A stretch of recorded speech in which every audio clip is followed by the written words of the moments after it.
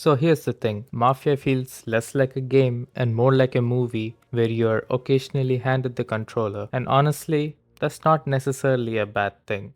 It's like playing through an interactive mob drama. But does that work in 2025 when we're used to games like Red Dead Redemption or Uncharted giving us both spectacle and freedom? Let's talk about it. You play as Enzo, a Sicilian mine worker who accidentally stumbles into the world of organized crime. He gets pulled into this family, this mob boss sees something in him, and from here, Enzo goes from a simple worker to a trusted hand in the mafia's world. This setup has the classic mob movie flavor, like loyalty, betrayal, the big cinematic moments, and all that. And honestly, that's the strongest part of the game. And man, the game looks amazing. It's built on the Unreal Engine, and the visuals are insane. Sicily just looks amazing. You got these small hills, tight little streets, and sunsets that light up the sky. The first time you walk out the dark mine into the open countryside, you kind of just stop and stare for a second. It's this kind of detail that makes you forget about the gameplay and admire the graphics. And it's not just a story setup, it's the way it's presented. The cutscenes, the pacing, the voice work, it all feels like an old school mob flick. You're not just playing a character, you're sitting in on the drama. And yeah, the game looks good, but let's be real, it's not Red Dead 2. That game was just ahead of its time. Still, for what it's going for, Sicily has this gritty charm that really pulls you in. The kind of setting where you don't just rush through, you actually soak in the vibe. So, right from the start, it's clear that this isn't your usual open world action game. In fact, it isn't even open world at all, and that's kind of the point. It's aiming to be a cinematic mob drama first, and the game second. And honestly, that's where it hits the hardest. But all the presentation doesn't matter if the gameplay doesn't even hold up.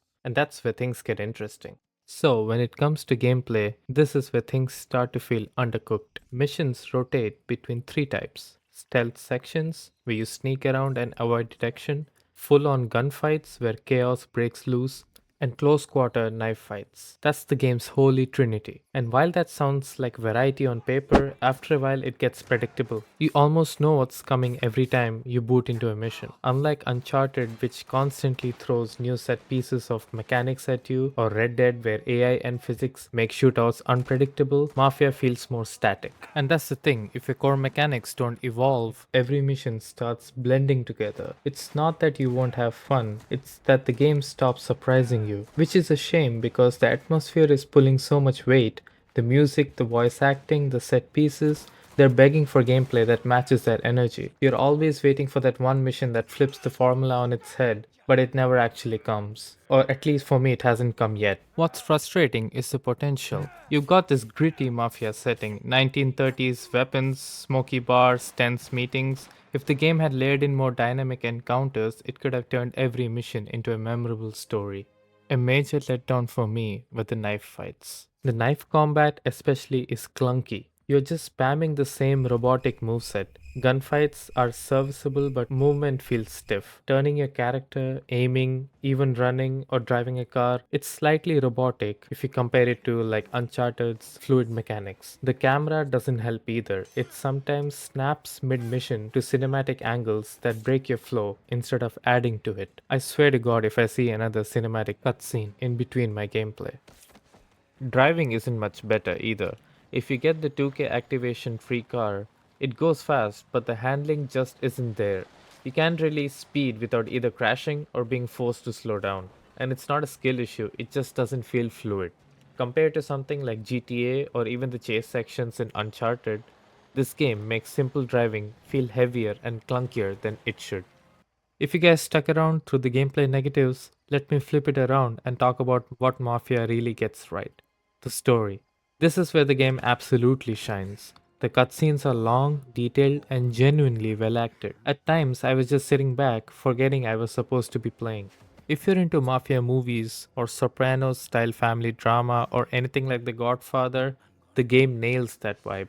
The writing is tight, the pacing is dramatic, and it doesn't shy away from showing the gritty side of mob life. Sure, some tropes are there, like Enzo falling for the mob boss's daughter, which feels cliche, but you still find yourself invested. It's pure rags to riches story, or maybe rags to bloodstains. I don't know how it ends yet. I still have to finish the story, but what really sells it is the presentation.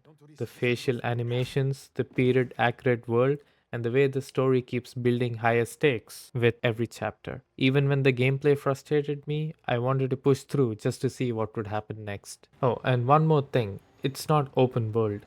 You can't set markers, you can't explore freely, and outside of missions, you'll constantly pull up the map to see where to go. When you're on a mission, I actually like how the game handles navigation. Roads show subtle signposts instead of glowing GPS lines like in other games. It feels immersive, like you're really following directions instead of staring at a minimap. But once the mission ends, that immersion kind of drops. If you do want to explore, you have to squeeze in between missions, which feels kind of awkward. I get that they don't want to make it another open world game, but they could have just met us halfway. Collectibles, for example, could have been naturally placed along the main mission path instead of tucked away in random corners that force you to break the pacing. And that's the larger issue. The world looks big, almost Red Dead like, but it doesn't breathe the same way as that game. NPCs are kind of static. The water doesn't ripple naturally. It all looks alive, but it doesn't really react to you. That said, I really like the rosary bead charm system. It's a small detail, but tying stat boosts to Catholic imagery feels spot on for a mob story. It adds flavor to the world in a way that makes sense with the theme, even if the world itself sometimes feels more like a backdrop than a playground.